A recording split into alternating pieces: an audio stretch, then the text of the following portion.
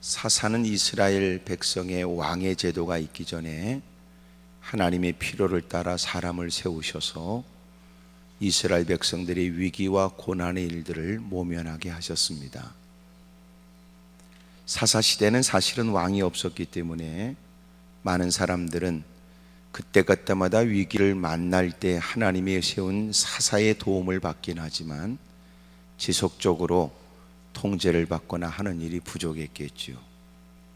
사사시대의 특징에 관해서 성경은 무엇보다도 서두에 그리고 마지막 말미에 기록하기를 왕이 없으므로 사람들은 자기의 생각대로 자기의 판단대로 행하며 살았다고 말합니다.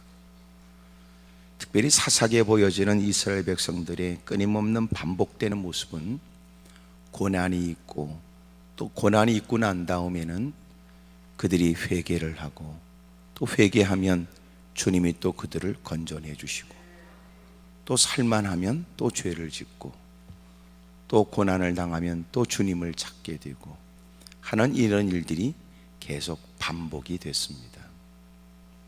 오늘 특별히 성경에는 삼손이라는 사사가 등장하는데, 삼손은 우리가 잘 알고 있는 것처럼 삼손은 괴력을 지닌 사람이에요. 그의 괴력의 근본은 하나님께서 그를 나신으로 택했고 하나님이 그를 특별히 쓰실 목적으로 그에겐 그 힘이 있게 하셨던 겁니다. 다시 말하면 모든 사람이 다 사사로서 이런 삼손의 괴력을 지닌 것은 아니었고요, 하나님께서는 삼손에게 쓰실 목적을 따라 무사람들이 전혀 상상하지 못한 괴력이 있게 하셨던 겁니다. 그 괴력이 얼마나 대단하냐면 성 안에 집어넣으면 성 문짝을 뜯어 갖고 나오는 거예요. 누가 그를 통제할 수 있으며 누가 그를 제재할 수 있겠습니까? 어마어마한 괴력을 가지게 된 가장 중요한 것은 하나님이 그에게 베푸신 은혜였으며, 베푸신 은혜가 뭐냐면 하나님과의 약속의 나실인으로 머리카락에 삭도를 대지 않는 겁니다. 소위 머리카락이 길어야 힘이 많다는 것은 아니겠지요. 그러면 여자들은 지금도 독한데 여자들이 힘까지 쓰면 남자들은 어떻게 살란 말입니까? 놀라운 건 그것은 머리카락에 의한 괴력이 아니었고 하나님과의 약속에 의한 것이었습니다. 나중에는 그의 머리카락이 잘리게 되고 거짓말처럼 상상하지 못한 현실이 나타나졌는데 누구보다 나약한 자가 되어서 끌려가 눈이 뽑히게 되고 짐승처럼 연자맷돌을 돌리고 늘 그에게 등에는 채찍 자국이 끊임없이 피를 흘리고 또 매를 맞고, 거기다 더 괴로운 것은 그렇게 신들을 섬기고 있는 그 블레 사람들에게 끌려나가서 조롱을 당하는 거예요. 그런 걸 보면 삼손은 우리와 다를 바 없는 인간이었던 게 분명하고요, 하나님의 약속 때문에 그는 남다른 괴력을 지니고 남다른 주의를 할 수 있었던 겁니다. 특별히 20절에 보면 블레 사람의 때에 삼손이 이스라엘의 사사로 20년 동안 지냈다라고 하는 말은 하나님이 그에게 맡겨준 사명을 그가 20년 동안 감당했다는 말로, 오늘 특별히 말씀을 나누려고 하는 중요한 주제는 어떻게 하면 우리도 하나님의 사역을 잘 감당할 수 있느냐라고 하는 것입니다. 하나님의 사역을 감당하면서 제일 먼저 해야 될 중요한 일은 따뜻한 마음입니다. 물론 그는 대단한 괴력을 가지고 있습니다. 블레 사람들은 부들부들 떱니다. 1대1로서 그를 대할 수 없다는 걸 잘 압니다. 다수의 사람으로도 그를 제압할 수 없다는 걸 너무나 잘 알고 있지요. 그들이 그를 결박할 수 없다는 사실을 알게 되면서 그들이 짜낸 계략이 뭐냐면 그들의 손으로는 삼손을 결박할 수 없으므로 삼손의 동족인 유대 사람들을 통하여 그를 결박할 생각을 했습니다. 9절에 이에 블레 사람들이 올라와 유다의 진을 치고 레이에 가득했습니다. 유다 사람들이 이르렀습니다. 얘기하기를 너희가 어찌하여 올라와 우리를 치느냐. 그들이 대답하되 우리가 올라온 것은 삼손을 결박하여 그가 우리에게 행한 대로 그에게 행하려 함이로다 하는지라. 유다 사람 3,000명이 에담 바위틈에 내려가서 삼손에게 얘기를 합니다.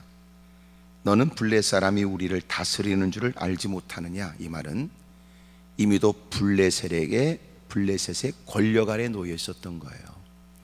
고통과 어려움을 당하고 있었던 때인데 모든 자유를 잃어버리고 속박을 당하고 있는 비참한 처지에 너는 왜 가서 들쑤셔 놓고 우리를 이렇게 힘들게 하느냐. 내가 어찌하여 우리에게 이같이 행하였느냐. 삼손이 그들에게 이르되 그들이 내게 행한 대로 나도 그들에게 행했습니다. 이 내용은 14장에서부터 15장 8절까지 있는 내용을 살피게 되면 압니다.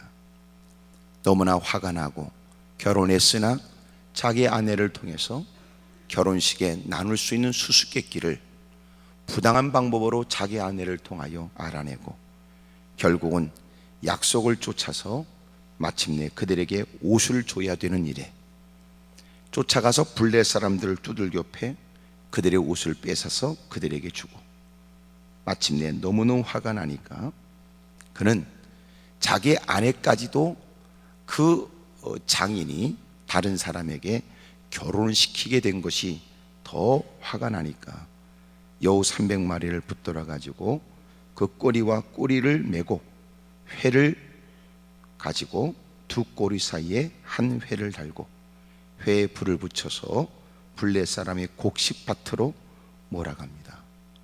그러니까 그들의 재산상에 큰 피해가 있게 된 거죠.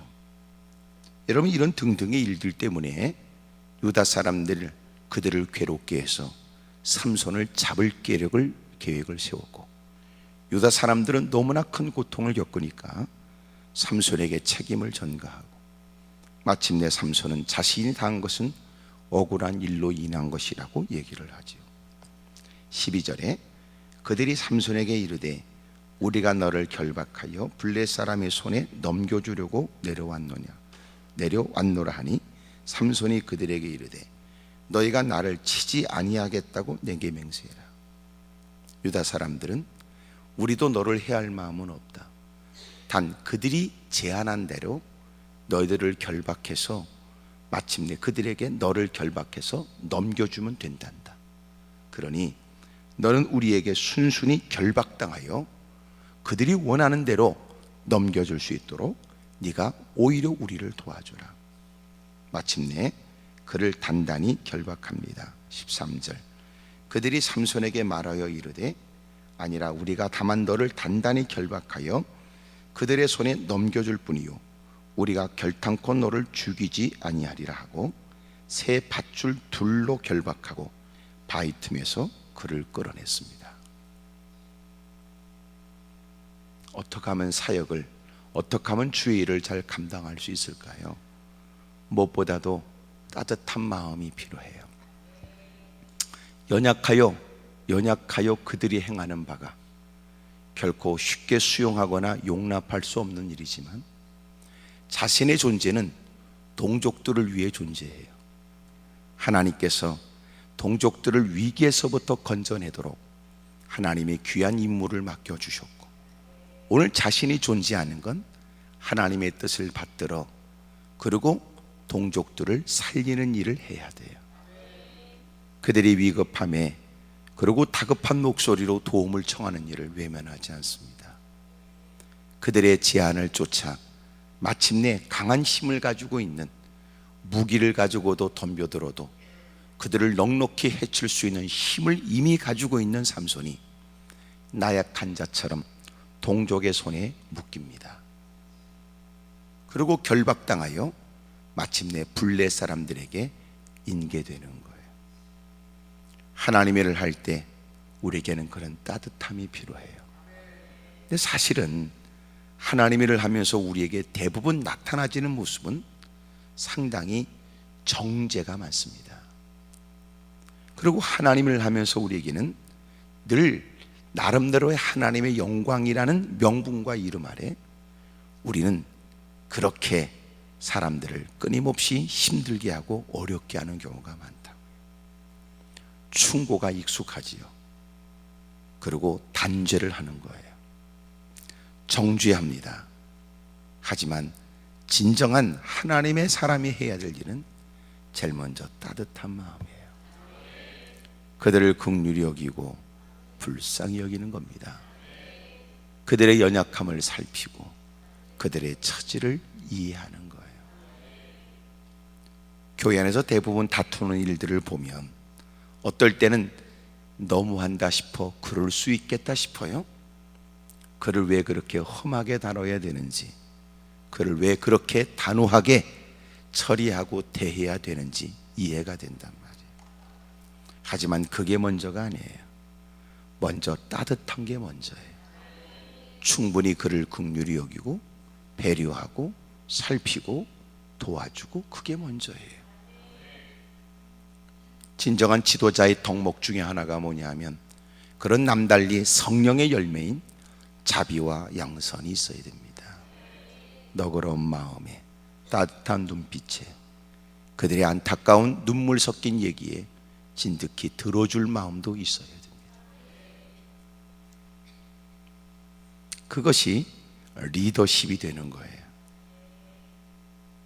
조그만 구역을 이끌고 나가든 때로는 셀을 지도하든, 여러분 교회에서는 여러 모임들이 있게 되는데 그런 모임 속에서 서로가 앞장서서 누구보다 리더라든지 구역장, 인도자 등등의 이런 명칭은 좋아하더라고요.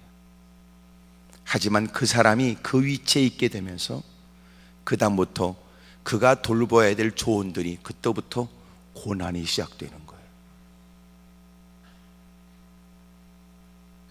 그래서 사실은 아무나 세우면 안 된다고요. 때로는 스스로의 신앙도 버거운 사람이 있거든요. 주의를 지키는 것조차 숱하게 갈등해야 겨우 주일날 교회에 나가고, 또 여러분 대단치 않은 누군가는 마땅한 일로 여기는 그 일조차도 누군가는 오랫동안의 고심 끝에 해야 될 만큼 자신도 추스르기 어렵고 버거운 처지에 누군가의 근심의 일들을 내 기도의 제목으로 수용하고 누군가의 염려의 일들을 같이 그 어깨를 대고 나눠지겠다는 것이 어찌 쉽겠습니까? 교회는 날마다 성장해 나가기 위해서는 많은 조직도 필요해요. 그럼 거기에 합당한 사람이 세워지고 목사님들이 다 관리할 수 없고 그 조그만 일까지 세심하게 살필 수 없을 때 하나님을 기쁘시게 하고자 오늘도 교회 질서를 따라 여러분 그 지도를 받아가며 그런 일을 열심히 목사님이 직접 그렇게 살피는 것처럼 각 부서에 있는 사람이 따뜻한 마음으로 해주면 얼마나 고마워요. 어느 순간 그게 벼슬이 되어버린 거예요. 그러고는 못된 짓 하는 겁니다. 교회를 출석하면서 그런 일을 종종 겪게 되지 않아요. 사람이 둘 중에 하나예요. 처음에는 저러면 안 돼 이렇게 생각하다가 나중에는 화딱지 나니까 나도 그때만 되면 나도 뭔가를 저지른다 이런 생각을 하는 거예요. 대부분 어떤 마음일까요? 그런 그들을 불쌍히 여기며 나는 바르게 신앙생활해야지 이런 사람이 많을까요? 아니면 나도 더럽고 치사하지만 나도 좀 버티자, 그리고 어떻게 해서든지 나도 구역장도 돼보고 어떻게 해서든지 나도 장로나 권사나 집사 그런 거 한번 해보자, 그 생각을 하는 사람이 많을까요? 그래서 대부분 자기가 어려움을 당할 때는 저건 바르지 않다고 말해도 시간이 지나 세월이 훌쩍 지나고 때가 되면 그 인간은 더 못된 짓 하는 사람 많더라고요. 그게 교회 안에 되풀이 되는 일들입니다. 참 놀랍죠? 시어머니 때문에 쉽사리 한 사람들은요, 그 사람이 나중에 더 시집살이 시킨답니다. 인간이 그렇게 더럽게 못됐다고요. 가만히 얌전히 앉아있지만 여러분은 또 무슨 계획을 세우고 있는지 모르죠. 아무리 교회를 출입해도 시어머니가 그 지저분하고 못된 시어머니 짓을 못 벗어나고, 며느리가 또 못된 며느리 짓거리를 벗어나지 못한다면 여러분, 그거는 신앙생활 하는 거 아니에요. 낮 시간에 예수님을 믿는다는 개념이 뭐냐? 믿는다는 건 내가 믿어주는 게 아니고, 믿는다는 건 예배에 그냥 참석하는 게 아니라, 예수님을 믿는다는 말, 그 말은 주님을 영접했다는 말이에요. 영접했다는 것은 무엇이냐? 내가 모든 결정권을 주님께 다 맡긴다는 거예요. 지금까지는 교회를 출입해도 결정을 내가 했던 사람, 예수님을 믿어도 내가 싫은 건 여전히 싫었던 사람, 여전히 예배를 드려도 내가 아닌 건 아니라고 악을 썼던 사람, 어느 순간 친숙하게 주여라고 불렀지만 이제는 그가 주여라고 외칠 때마다 그 주여는 일반적으로 의식 없이 생각 없이 내뱉는 주님의, 예수님에 대한 또 다른 호칭 정도로 생각했던 것과 달리 그는 주여, 그것이 고백이 되는 거예요. 예수님은 저의 주님이십니다. 그일에 있었던 이 모든 일에 주님께 여쭙는 건 주님의 결정을 따르기 위해서입니다. 주님이 원하신다면 쉽지 않은 일도 결정하겠습니다. 주님이 우리에게 결정을 촉구하는 것은 우리가 한껏 부푼 마음으로 기쁨으로 할 수 있는 좋은 일만 있는 게 아니에요.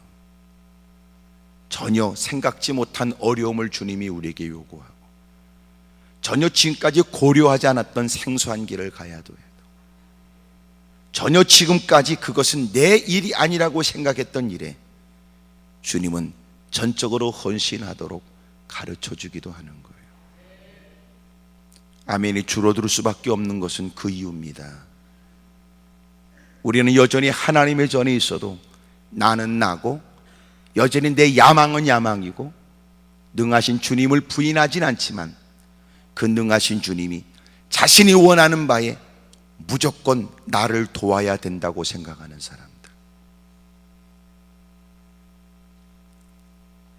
과연 당신이 말하는 주여라고 외치는 것은 고백입니까? 그냥 의식 없고 생각 없는 주님의 또 다른 이름으로서의 호칭입니까? 주여, 그 말은 나의 주인님이라는 뜻이에요. 그 앞에 겸허히 무릎을 꿇고, 주여, 내가 무엇을 할까요? 주여, 내가 무엇을 하기를 원하십니까? 어느 때가 돼야 그런 고백이 가능할까요? 그래서 교회 안에 들어온 사람들이 그가 교회를 다닌다고 하는 것은 부인할 수 없는 사실이지만, 그 사람이 예수님을 주님이라고 섬기고 있는지, 이거는 전혀 다른 일이라는 거예요. 그래서 누구든지 주여 주여 하는 자가 천국에 다 들어갈 수 없어요. 그냥 호칭으로의 주여가 아니라 고백으로의 주님을 한 사람들. 선지자노로서라고 귀신을 쫓고 이적을 행해도 주님이 그를 모른다고 하지만, 그러나 정말 주님을 주님으로 모시고 고백하는 사람, 그래서 주의 말씀을 가장 크게 듣고 주의 음성을 삼가 경청하고 주의 말씀을 따라 모든 일을 결정하고 살아가는 사람, 그들만이 하나님의 나라에 들어갑니다. 적지 않은 사람이 무사람들 틈바구니에 끼어서 주여 주여 외치는 것으로 착각을 해요. 신앙의 연수와 관련 없어요. 몇 년, 십수년, 몇십 년의 신앙생활, 그건 솔직히 더 정확하게 말하면 일주일에 한 번 교회 구경하러 다니고, 늘 지금까지 다녔으니 그렇게라도 다니지 않으면 막연한 두려움이 그를 엄습할 뿐이지, 실제적으로 주님 없이는 살 수 없습니다라고 하는 것과는 다른 거고, 무슨 어려움이 있어도 주님이 원하시는 것으로 결정하겠다는 뜻은 아닙니다. 적어도 주님이 우리에게 친히 본을 보여주신 것처럼 우리에게도 그 따뜻함이 필요해요. 따뜻함은 무엇입니까? 긍휼의 마음이란 말. 예수님께서 많은 다양한 사람들이 다가올 때마다 주님은 그들을 향하여 따뜻함으로 대했습니다. 그들을 긍휼히, 불쌍히 여긴 거예요. 그런 걸 보면 우리가 누군가를 긍휼히 여길 만큼의 풍성함이 내게 있어야 된다고 생각되지 않습니까? 적어도 하나님의 은혜로 가득 찬 사람, 잔이 넘치는 은혜를 경험한 사람, 주체할 수 없는 감사와 감격이 넘치는 사람, 은혜 위에 은혜로 주어진 귀한 사명을 감당하는 그는 사람들을 만날 때마다 여러분, 그들을 향한 시선은 비판과 정죄의 시선이 아닙니다. 그들의 아픔을 불쌍히 여기고 그들의 슬픔에 관해서 같이 나눌 마음이 돼 있는 거죠. 그래서 사실은 하나님의 일을 하는 사람들에게서 중요한 것은 사람을 좋아해야 된다고요. 사람을 싫어하면 주의를 할 자격이 없어요. 사람을 좋아해야 돼요. 내게 다가오는 사람이 없다고 해서 혼자 있는 게 아니에요. 그는 찾아갈 사람이 여전히 있고 다가가야 될 사람이 있는 겁니다. 그를 환영하는 것과 관련 없습니다. 이미도 주님이 베푸신 그 따뜻함과 여러분, 그들과 기꺼이 어떤 고난과 시련도 나눌 마음이 준비되어 있는 거죠. 그리고 그들에게 필요한 것은 내가 그러하듯이 그들도 주님이 필요하다고 확신하는 겁니다. 문제는 교회를 출입하는 적지 않은 사람들이 상처로 들어왔는데 상처가 해결되지 않은 상태에서 3년만 되면 집사 하나 퍼먹으라고 그러고 주고, 개떡같이 믿음도 없는 게 때가 되면 나는 왜 권사 안 주고 장로 안 주냐, 그건 미친 짓만 하고 있으면 교회는 비참해지는 거예요. 이런 유치한 짓거리는 멈춰야 됩니다. 이미 교회 안에 들어온 사람들이 주님을 경험하게 되고 자기를 추스릴 수 있을 뿐만 아니라 이제는 누군가에 관해서 따뜻한 마음으로 관심을 기울일 수 있는 여유가 생겨야 돼요. 그리고 그에게 임무가 주어지면 그런 기쁨으로 가서 그들의 아픔을 나눌 수 있고 한숨 소리를 들어줄 수 있고 그리고 주님을 전할 수 있잖아요. 은혜도 쥐뿔도 없는 것들한테 전도하러 오니까 이것처럼 웃기는 짬뽕이 어디 있습니까? 자기 스스로가 교회를 왜 다녀야 되는지, 뭐 때문에 여러분 그렇게 주님을 섬겨야 되는지 알지 못하는 사람에게 등 떠밀고 꼬셔가지고 너는 전도 특공대야, 그리고 쇠뇌시켜서 등 떠밀고 보내는 건 얼마나 끔찍한 일이냐고요. 그래서 솔직히 두 사람씩 짝을 지어 보내는 건, 전도 특공대라고 꼬셔서 둘을 보내서 한 사람이 대판 싸울 때 한 사람은 말리라고 해서 둘씩 보내는 겁니다. 그런 거지 같은 신앙생활을 하면서도 부끄러운 줄 모르는 게 더 큰 문제입니다. 적어도 우리처럼 사람이 인격이 되어 있으면 부족하면 하던 일을 멈추고 위로부터 공급되는 은혜로 채워야 되겠다는 마음을 가질 수 있을 텐데, 내가 홀 좋은 직분만 갖고 있대 개떡같이 살았던 나, 누가 야 네가 장로야? 네 딸가 권사야? 누구는 그렇게 말 안 하지. 왜냐하면 네가 성질이 더러운 줄 아니까 누구도 그 말은 안 하겠죠. 적어도 인격이 돼 있고 의식이 있다면 누가 우리를 대놓고 그렇게 말하기 전에 말하지 않아도 말씀 앞에 드러난 자신 때문에 내가 이래서 되겠나 싶어 때로는 분주한 일들을 뒤로하고 하나님께 무릎을 꿇고, 하나님, 남들이 눈치채기 전에 빨리 무릎을 꿇었습니다. 사실은 제가 속이 비었거든요. 사실은 누가 나를 향해서 손가락 하기 전에 빨리 무릎을 꿇었습니다. 제가 알거든요. 제가 은혜가 없는 걸. 매사에 짜증이 있거나 원망이 되고 불평이 되는 내게 지금 문제가 있거든요. 허한 마음이 생깁니다. 공연이 자꾸 이거는 계절 탓이 아니라 가을 탓이 아니라 괜히 우울감도 옵니다. 땡감만 있는 게 아니고 우울감도 있다고요. 괜히 쓸쓸합니다. 떨어지는 낙엽을 바라보냐. 시몬 너는 아느냐. 이따거리 하지 말고,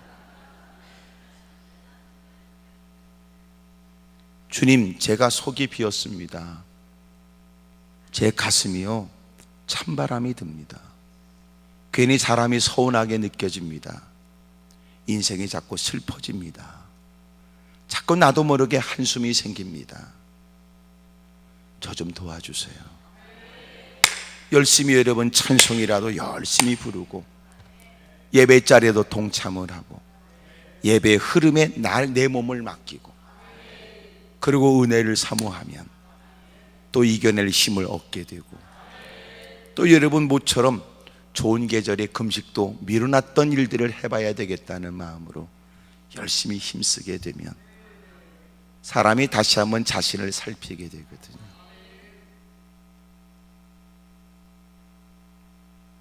자격도 없거나 감당할 만한 힘도 없는데도 공연히 나서는 거 좋아하는 사람들, 그러면서 그런 나 때문에 누군가가 상처 있거나 그런 나 때문에 교회가 어려움을 만난다는 건 전혀 관심도 없고 개의치 않는 사람들, 이런 얘기도 교회에서는 대놓고 하기는 어렵겠죠. 왜냐하면 교회 안에서 대충 알더라고 다. 그러니까 벌써 이런 얘기를 딱 하면 지네끼리 눈치를 주고 모가지를 빼고 또 그 옆에 내가 잘 듣나 또 살피기도 하고 괜히 고개는 숙이게 눈구녕은 찢겨뜨면서 아무래도 오늘 예배 마치면 뭔 일이 일어날 것 같다는, 여러분 이직거리 하니까 하나님이 오늘 우리를 불렀을 때는 교회 부흥에 대한 일들을 우리에게 맡기고 싶은 뜻이 아니겠는가 싶고, 교회에서 대단한 일을 좌지우지할 만큼 위치에 있는 건 아니지만 그런 우리를 또 부르신 것은 내가 너한테 귀뜸해 주는데 너는 이제부터 스파이다. 너는 이제부터 내가 너한테 특별 지령을 내리면 다른 사람은 다 네가 그렇게 중요한 일을 하는지 모르지만 너는 이제부터 스파이처럼 열심히 일을 해라. 구역장에 시원찮다고 욕하지 말고 구역질나게 싫다고 말하지 말고 너는 구역장 옆에서 내가 너를 보낸 스파이처럼 일하여 그 사람 때문에 누군가 상처 있거나 어려움 당하는 사람이 없도록 네가 곁에서 도와주라. 주의 일은 제일 먼저 따뜻함이 있어야 된다. 긍휼의 마음입니다. 포용하는 마음입니다. 또 하나 기다려주는 거란 말이에요. 근데 우리는 따뜻한 마음이 없어요. 그리고 제일 먼저 하는 일이 칼 들고 자르는 것부터 하려고 그래요. 이것도 저것도 다 잘라야 됩니다. 제거해야 됩니다. 미안하지만 당신이 그렇게 말하는 의도는 모르는 바는 아니지만 이래서 자르고 저래서 자르면 확신컨대 당신은 결국은 남편도 자르고 아내도 자르고 혼자 있게 될 겁니다. 또 하나 내가 느끼는 건 결국은 결론이 뭐냐? 여러분 스스로도 나도 내가 싫다고 말할 겁니다. 당신에게 필요한 건 무엇보다 따뜻한 거예요. 하나님이 세상을 이처럼 사랑하시고 독생자를 보내시는 사랑을 확증하여 보여주신 것처럼 받은 바 은혜를 따라 우리의 마음도 호의적으로, 우리의 마음도 따뜻함으로 더 다수의 사람을 포용할 수 있어야 돼요. 믿음이 좋다는 게 뭘까요? 믿음이 좋다는 개념은 더 많은 사람을 포용할 수 있는 거예요. 믿음이 좋다는 건 내가 사람들을 기꺼이 긍휼히 여기는 마음이 포용력이 커지는 거예요. 그런 그들마저도, 그런 그들일지라도, 그게 이제 믿음이 커지는 거예요. 근데 우리는 믿음이 커지는 게 뭔가 보니까 목소리가 커지는 거더라고요. 목소리가 커지는 게 믿음 좋아지는 게 아니에요. 정정화 늘어나는 게 믿음 커지는 거 아니에요. 믿음이 커지는 건 사람들을 향한 따뜻한 마음이 더 커지는 거예요. 그런 것까지도 참을 수 있으며, 그런 것까지도 수용할 수 있으며, 그런 것까지도 품어줄 수 있는 것 말이에요. 그걸 믿음 좋다 그래요.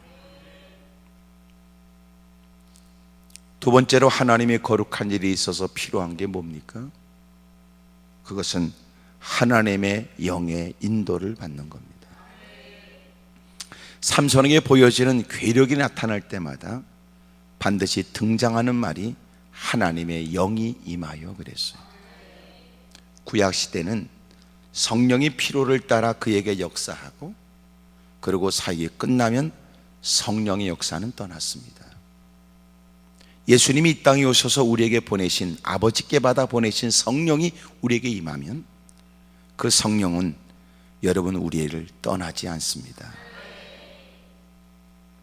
단 우리가 성령님이 철저히 나의 삶을 정복할 수 있도록 요청과 더불어 내가 죽는 일에 힘써야 돼요. 하나님, 저를 강권해 주십시오. 성령님, 저를 통제하시고 주도하시고 장악해 주십시오. 바르지 않은 일을 할 때마다 성령이 근심하지요. 말씀을 들으면 전혀 그 말씀은 아니지만 성령을 통하여 우리로 하여금 지난날의 일들이 떠오르게도 합니다. 성령님이 우리의 마음 가운데 전혀 그것은 내가 개입할 일이 아닌데도 내 일이라는 걸 자꾸 마음에 깨닫게 하는 거예요. 그럴 때 성령을 쫓아 행하는 것은 성령 충만한 사람의 모습이지만, 적지 않은 사람들은 성령을 거스리거든요. 성경은 이것을 성령을 소멸케 하는 일이라고 얘기합니다. 성령을 소멸케 한다는 말은 성령 하나님을 소멸시킨다는 말이 아니니, 그것은 이미도 말 자체가 잘못됐다는 거 느끼잖아요. 내가 성령 하나님을 죽일 수 있나? 결코 그럴 리가 없다. 감히 그런 생각도 바르지 않다. 성령을 소멸시키지 말라, 이 말은 성령께서 이유 있어 내게 깨닫게 하고 알게 하시는 것에 관해서 그것을 소멸시키지 말라는 겁니다. 성령 충만은 성령을 쫓아 성령을 따라 행하는 것을 말하거든요. 하나님의 영에 감동된 사람, 여러분 하나님의 말씀을 따라, 성령께서 깨닫게 하심을 따라 살아가는 사람, 하나님은 그에게 필요를 따라 괴력, 능력을 주신 겁니다. 마침내 묶여져서 블레 사람들에게 인계됐잖아요. 유다 사람들을 위협하여 그들의 손으로 동족의 손에 묶여서 끌려나온 삼손, 이제는 더 이상 피할 길이 없습니다. 1000명의 무장한 블레셋 군인들이 결박되어진 그를 잡으려고 무장해서 기다리고 있었던 거예요. 하나님의 영이 임하게 됩니다. 상상하지 못한 일이 벌어졌는데, 성경의 14절에 삼손이 레이의 이름에 블레 사람들이 그에게로 마주 나가며 소리 지를 때 여호와의 영이 삼손에게 갑자기 임하시매 그의 팔 위에 밧줄이 불탄 상과 같이 그의 결박되었던 손에서 어떻게 됐다고요? 풀려진 게 아니에요. 그냥 불탄 삶처럼 훅 하고니 툭 떨어져 버렸어요. 힘을 쓰지도 않고 애쓰지도 않았어요. 하나님의 역사는, 성령의 역사는 그걸로 끝나지 않았습니다. 삼손이 나귀의 새 턱뼈를 보고 손을 내밀어 그것을 집어들었고요, 그것으로 무장한 블레 사람들이 그를 죽이겠다고 무기를 들고 덤벼드는 일에 그는 그 낙의 턱뼈 하나로 그들을 쳐 부셨습니다. 이럴 때 아멘 하는 사람은 어느 편이며 안 하는 사람은 어느 편일까요? 나는 굳이 여러분을 편을 가르고 싶진 않아요. 하지만 그럴 때 아멘 하면 그 사람에게도 좋은 일이 일어나지 않겠습니까? 지나갔다 그 말이에요. 나귀의 턱뼈로 한 더미 두 더미를 쌓았으며 나귀의 턱뼈로 내가 1000명을 죽였도다 아니라. 하나님의 영이 임하게 되자 상상하지 못한 일이 벌어졌어요. 사람들은 그를 단단히 묶었습니다. 단단히. 어떻게? 13절에 새 밧줄 둘로 결박한 거예요. 단단히 묶었습니다. 동족들에게 묶으라고 두 팔을 내준 삼손과 달리 삼손의 손목을 묶고 있는 유다 놈들은 새 밧줄 둘로 단단히 묶었습니다. 적어도 우리 같으면 묶긴 묶는데 헐렁헐렁하게 묶을 겁니다. 피가 안 통하면 안 되니까. 우리 같으면 착한 마음으로 그러지 않겠어? 마침내 네가 죽든지 살든지 관계없다는 뜻입니다. 누군가를 향하여 따뜻한 마음을 품었으나 그들이 우리를 대하는 건 우리에 관해서 전혀 관심이 없거나 오히려 우리를 이용하려고도 하겠지요. 그럴지라도 우리가 그들을 향하여 가져야 될 마음은 기꺼이 그런 것까지도 불쌍히 여겨야 된다는 거예요. 그러니까 주의 일이 쉬운 게 아니지요. 무조건 너도 나도 무조건 직분의 일을 할 수 있다고 생각하는 것처럼 마귀적 사고가 어디 있습니까? 그리고 일을 하다가 이런저런 일을 만나면 불평하고 원망하고 때려치면 될 것 아닙니까? 그따구 헛소리가 무슨 소리입니까?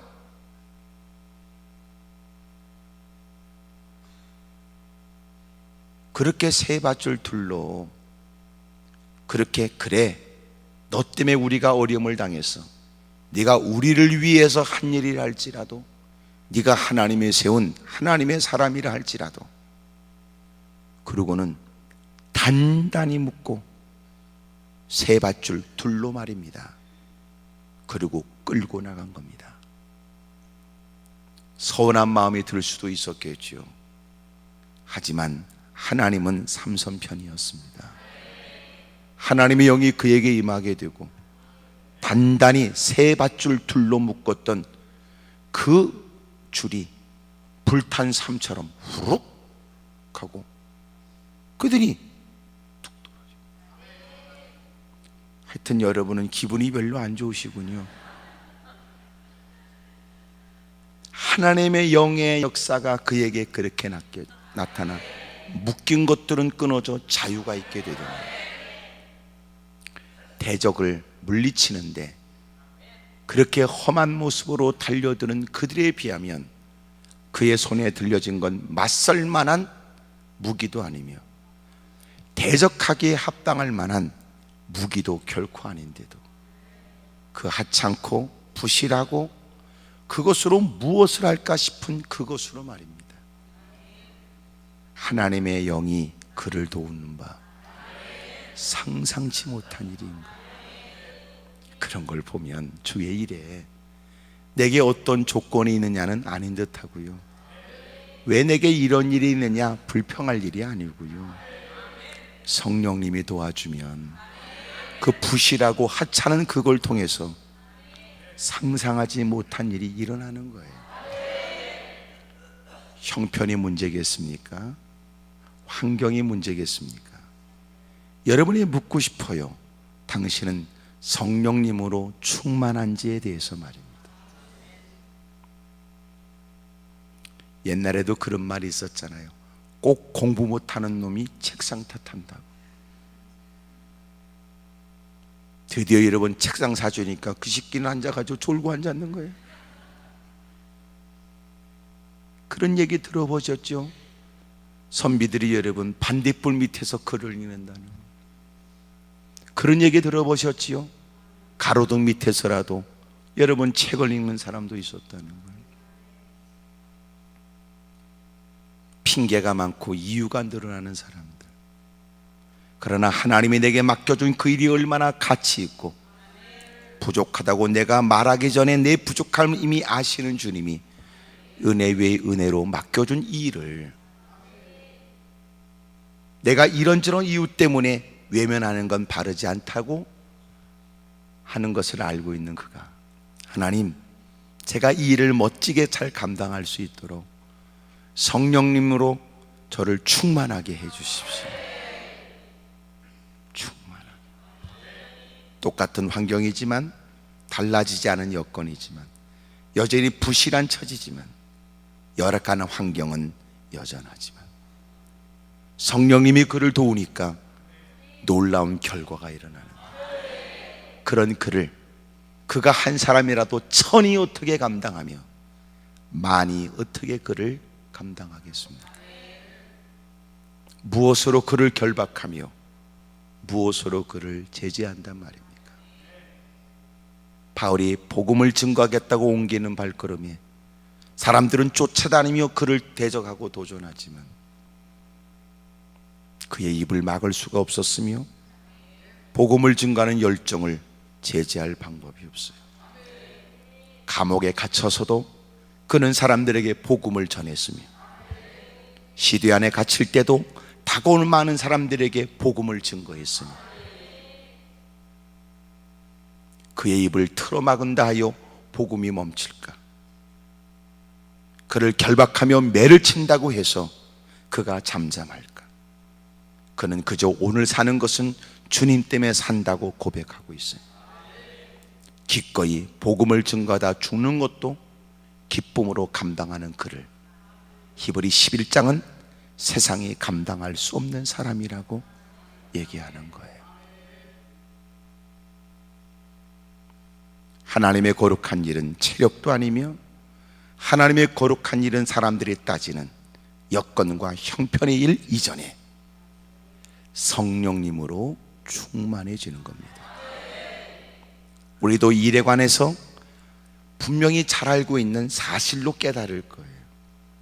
지금보다 더 열악했던 때, 그러나 주님을 향한 뜨거운 사랑을 품었던 한때, 환경과 형편이 열악한 중에도 지금 못지않은 새벽 기도가 있었고 철의 밤이 있었고 무사람의 시선을 두려워하지 않으며 하나님을 섬기는 걸 최고의 영광으로 여기며 입술에 감사가 있고 부실한 식사 앞에서도 넉넉지 못한 생활 가운데서도 놀라운 건 그는 하나님께 드릴 것은 있었고 하나님께 드리는 시간이 있었고 그러면서도 하나님께 더하지 못하는 게 죄송스러웠는데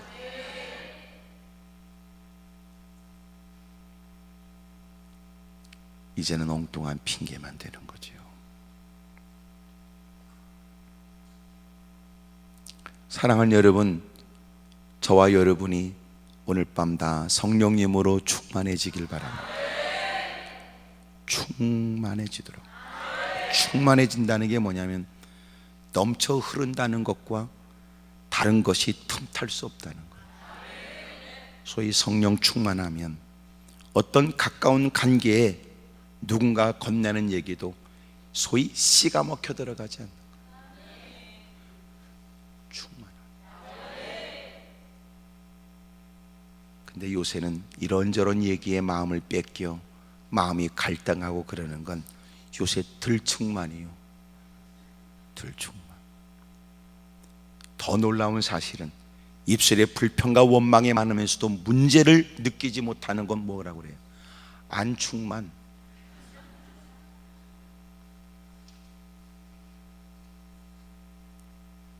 끊임없이 우리는 충만해지기 위해서 의지적인 그리고 지속적인, 때로는 이제라도 깨달았다면 긴급하게 충만을 위해서 힘써야 됩니다. 확신컨대 여러분이 충만해지면 오늘 여러분이 개인적으로 있게 되는 다양한 많은 일들에 관한 생각과 평가가 달라질 겁니다.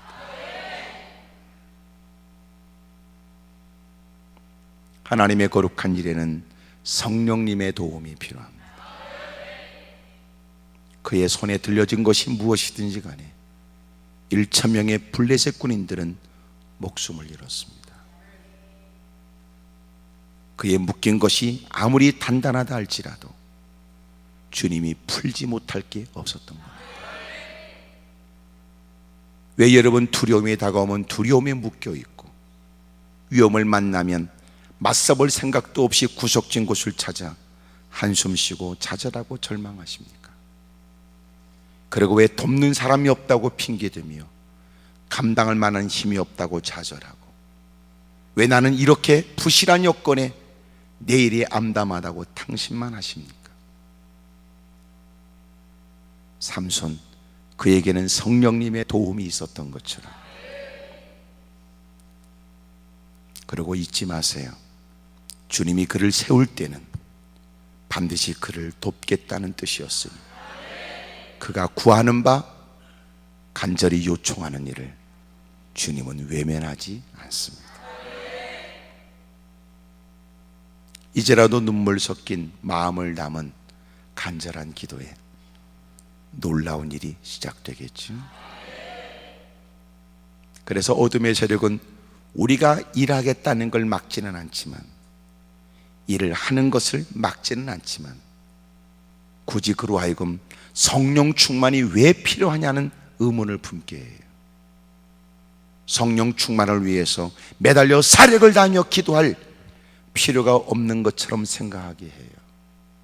기도 없이 일하도록 하나님께 무릎 꿇어 성령 충만의 은혜를 구할 필요 없이 어떤 일을 넉넉히 이뤄낼 수 있을 것 같은 착각에 빠지게 해요. 그가 말하는 걸 들어보면 논리적이기도 하고 그가 말하는 걸 들어보면 타당성이 있는 듯하지만 하나님의 일은 하나님의 도움 없이 이루어지지 않습니다.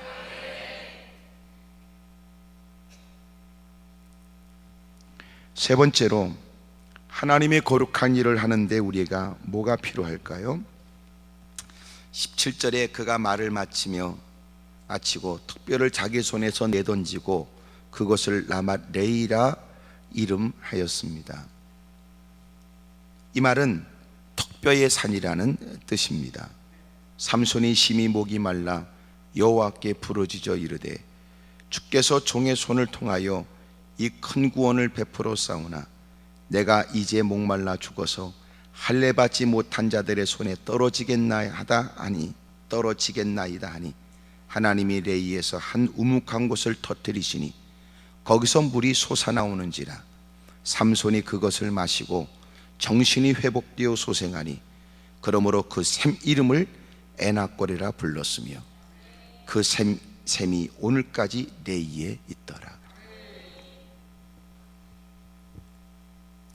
따뜻한 마음을 품은 사람, 또 날마다 성령님의 이끌림과 성령님의 도움을 날마다 요청하며 사는 사람 뿐만 아니라 우리는 끊임없이 하나님께 자신을 위해서 기도해야 됩니다. 누군가를 사랑하기 위해서 기도하는 사람, 하나님의 일들이 진취적으로 이루어지도록 대적들과 맞서는 일에 끊임없는 힘과 능력을 공급받는 사람, 또 하나는 자기를 위해 기도하는 거예요. 제가 사역자들에게 늘 하는 얘기는 언제나 우리의 사역은 자기 사역이 있어야 된다 그랬습니다. 성과를 위해서 힘쓰는 사역도 필요하지만 자기 사역입니다. 하나님이 붙여준 사람들에 대한 사역도 중요하지만 하나님 앞에 내 사역도 해야 된다. 자신이 얼마나 부실해지는지 살피지 못합니다. 여러분 자신도 끊임없이 하나님의 일에 대한 성과뿐만 아니라 나 자신도 하나님 앞에 은혜가 필요하다는 사실을 망각하거든요. 누군가 내게 다가와 도움을 청하여, 누군가 내게 다가와 기도해 주세요라고 말하면 어느 순간 기도 없이도 나는 끊임없이 기도해 주면 뭔 일이 일어날 거라고 생각할 수도 있겠죠. 누군가에게 그들의 아픔에 관해서, 그들의 슬픔에 관해서 우리는 힘써 사역해야 됩니다. 하지만 정작 내가 하나님의 도움이 필요한 존재라는 걸 잊으면 안 돼. 하나님의 베푸신 은혜로 1,000명의 사람은 죽였으나 오늘은 내가 이렇게 목이 갈아요 견딜 수 없는 처지에 놓여 기력을 잃어버리고 나약한 모습으로 연약한 자로 너부러져 있는 나, 이제는 누군가 내게 다가온다면 한 사람도 그들과 맞설 힘이 없습니다. 크나큰 위기에 빠진 제게 은혜를 주십시오. 하나님, 이제는 사역이 아니라 제가 제 자신을 위해서 저는 도움이 필요합니다. 주님은 그의 처지를 살폈고 마침내 우묵한 것을 택하여 목이 갈아여 견딜 수 없는 여러분 기진에 있는 탈진돼 있는 그에게 우묵한 곳을 터쳤습니다. 자상하신 주님, 그로 하여금 생기를 돋도록 회복하도록 소생하도록 주님은 샘을 터쳐준 거예요.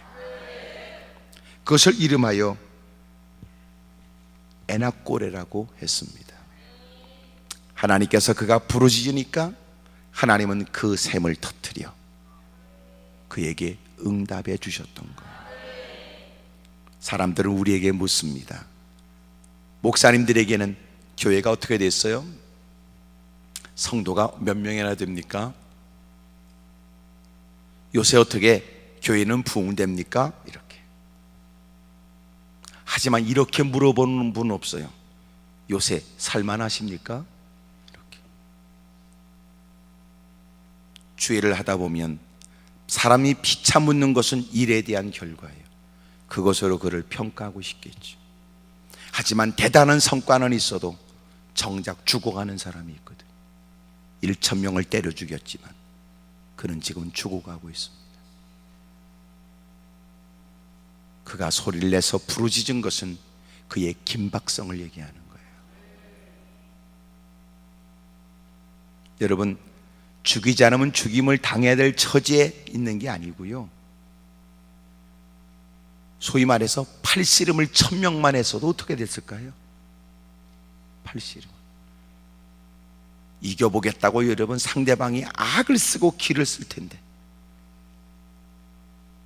성질을 돋궈가면서 별여름 방법을 동원해서 자기는 이겨보겠다고 했을 텐데 팔씨름을 1,000명을 대했으면 어떻게 했을까요? 근데 여러분, 죽이지 않으면 죽임을 당한 그 일을 1,000명을 치러낸 겁니다. 그의 처지가 얼마나 힘들고 어려운지 비로소 물을 마시고 나서야 정신이 회복됐어요. 물을 마시고 나서야 소생이 됐답니다. 어마어마한 역사 일들은 여러분 누가 보기에도 눈이 휘둥그레질 만큼의 성과지요, 실제로 나타나진 결과물이었습니다. 하지만 정작 그는 크나큰 위기에 빠진 거예요. 여러분 자신이 살기 위해서 힘쓰셔야 돼요. 하나님, 제가 늘 생기가 있고 활력이 넘치게 해주십시오. 대부분 탈진하는 대부분의 사람들의 이유는 어마어마한 일을 한 사람들이 탈진이 있어요. 워낙 일도 안 하는 것들은 탈진이 없어요. 죽으라고 일하는 사람이 탈진이 있는 거지. 그냥 그것이 다라고 생각하고 그것밖에 없다고 싶어서 몸부림치는 사람이 탈진하는 거거든요.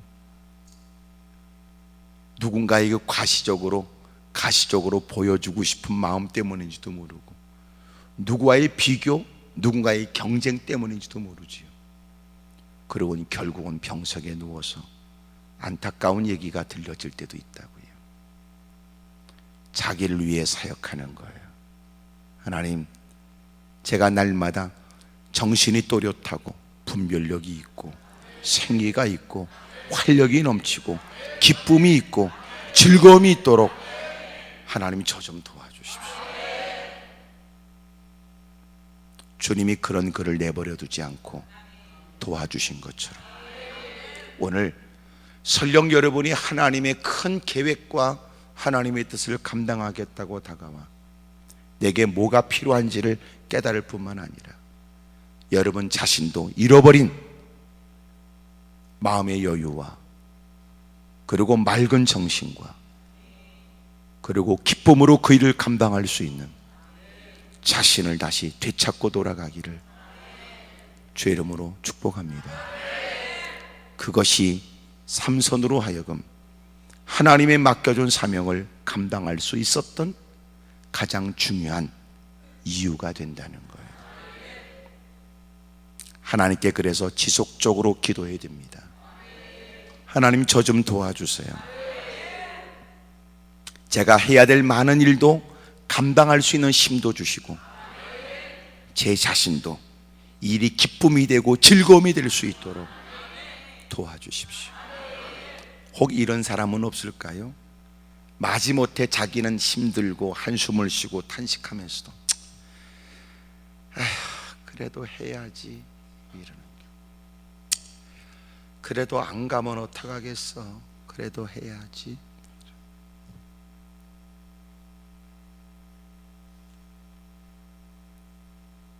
오래전에 제가 중고차를 타다가 새 차를 타게 되었는데, 새 차를 아파트 앞에 잘 주차해 놓고 새 차니까 몇 번을 시도 끝에 대놓고, 그리고 딱 아파트 위에서 딱 내려다보면 보이도록, 밥 퍼먹다가도 또 가끔 나와서 또 한번 또 이렇게 잠자기 전에 또 봐야 되고, 일어나면 눈을 비비면서라도 또 쳐다봐야 돼요.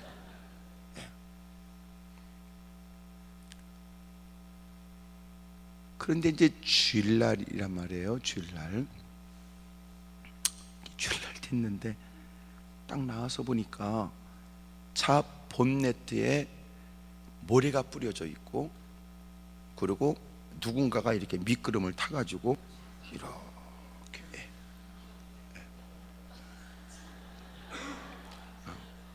여러분은 웃으시는군요. 나는 막 세상이 막 뒤집어 보이더구만. 여러분 웃으시는군요. 얼마나 화가 나는지. 아니 거의 경비원을 불러서, 아니 어떻게 이런 거를 못 봤냐고 그러니까 못 봤다고 그러더라고요. 뭐 방법이 있어야죠. 얼마나 화가 나는지. 내가 그때 너무너무 감사했던, 목사가 된 걸 감사했어요. 왜냐하면 그때 장로만 됐어도 교회 안 갔습니다.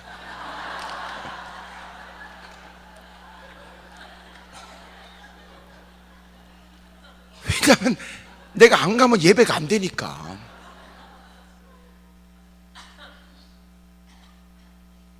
이야, 화가 나더라고요. 예배를 드리는데 예배가 안 되는 거야. 나는 계속 예배 시작하면서 어떤 놈의 새끼인지 잡히고 나는 지금 주님이 아니고 어떤 놈의 새끼인지 그 새끼만, 나는 지금 난 생각, 어떤 놈의 새끼인지 잡히기만, 난 그 생각밖에 안 드니까. 그래서 내가 설교하기 전에, 여러분 저는 지금 전혀 설교할 기분이 아닙니다. 아침에 일어나니까 어떤 놈의 새끼가 차에다가 모래를 뿌리고 미끄럼을 타고, 도대체 이해도 안 되고 막 화딱지도 나고, 나는 지금 설교할 마음이 전혀 없습니다. 그래서 여러분은 설교를 듣고 은혜를 받겠다고 왔겠지만 나를 먼저 위해서 기도해 주세요. 그래서 내가 착하지 그래도.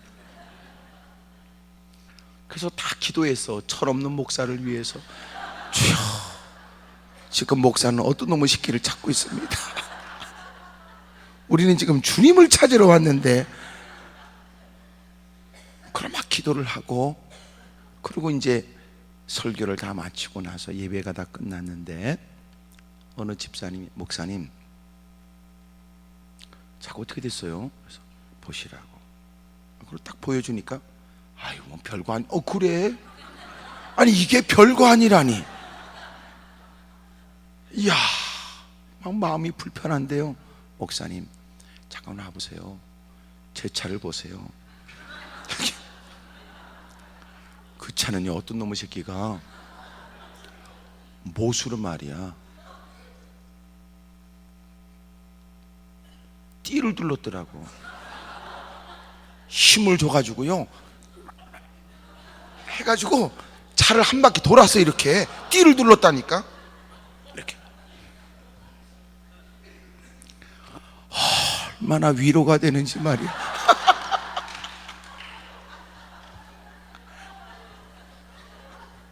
너무 감사가 되더라고 나는. 참.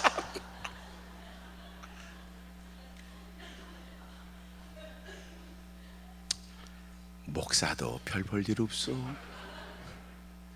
오죽하면 어느 목사님이 시골에서 뭐 그렇게 크지 않는 동네니까 이제 초등학생들 이제 막 운동회 하는데, 다 옛날에 그랬잖아요. 다 이렇게 모조지다 이렇게 책상에 놓고 공책 이렇게 다 써놓고, 그리고 모자 하나 눌러 쓰고 철제 의자에 이렇게 앉아가, 그리고 다 같이 이렇게 있는데 목사님 얼굴이 상기가 된 이유는 아들이 뛰는 거야.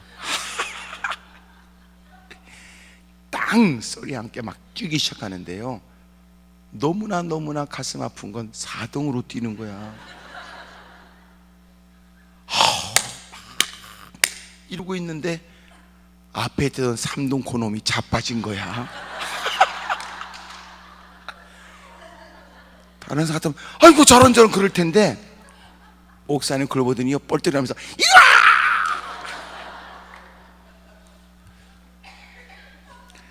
지가 목사라는 걸 잊어버린 거지요. 그러면서도 더 웃기는 거, 마음 가운데 한 놈 더 자빠졌으면 좋겠다는 마음이 들더라. 참나. 그러니까 이게, 그래서 저는 생각하기를, 하나님, 목사는 사람 아닌 것을 세우셔야 될 것 같습니다. 그 생각이 들더라고. 근데 주님은 사람 아닌 것을 세우신 게 아니고 누구보다도 사람 같은 걸 세우셔서, 그리고 너 그렇게 주의 일을 잘해야 되겠다고 생각이 되거든, 기도해라 그러시는 거예요. 하나님, 저도 하나님이 주시는 생수가 필요합니다. 더 줘서도 주님이 주시는 은혜가 필요합니다. 우리가 맡은 바 그 일, 우리 주님이 흡족히 여기실 만큼 잘하십시다. 훗날 주님 앞에 섰을 때 이 땅에서 흘린 눈물과 뿌린 땀방울은 반드시 하나님께서 상급이 되게 하실 줄로 믿습니다. 기도하겠습니다. 할 수 있거든 두 손을 가슴에 얹고 무릎을 꿇고요. 하나님, 저도 주의 일을 잘할 수 있게 해 주십시오. 저도 주의 일을 잘할 수 있게 해 주십시오. 큰 목소리로 주님을 세 번 부르고 통성으로 간절히 기도합니다. 주여